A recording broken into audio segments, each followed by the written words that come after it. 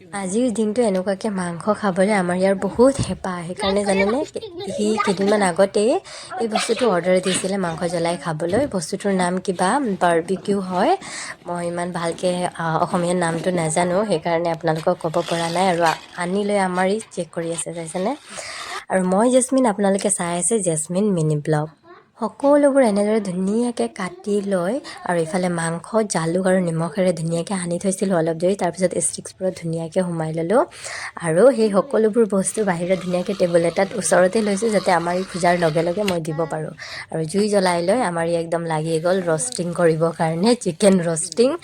এনেকৈ চিকেন জ্বলাই লৈ খাবলৈ আমাৰ ইয়াৰ বহুত হেঁপাহ জানেনে। সেইকাৰণে আজিয়েই মানে মোৰ লগত এনেকুৱাকৈ খাইছে, কাৰণ য'ত ত'ত সি খাব নোৱাৰে, যি টি নাখায়তো। আৰু এইফালে চাইছেনে, আমি এপেলৰ ড্ৰিংক লৈয়ে একদম ধুনীয়াকৈ খাই আছোঁ আৰু নেমু চেপি লৈ ডিয়াৰ হাজবেণ্ডৰ কি সোৱাদ আৰু টেষ্ট লৈ লৈ খাইছে। আৰু গোটেইখিনি মোক ৰেডি কৰি দি কৈছে খোৱা আৰু সোনকালে খোৱা বোলে, টেষ্ট লাগিছে, নহ'লে মই খাই শেষ কৰি দিম। আকৌ আধাতে কি কয় জানেনে, ধনিয়া চাটনি লগত হ'লে বহুত ভাল হ'লেহেঁতেন।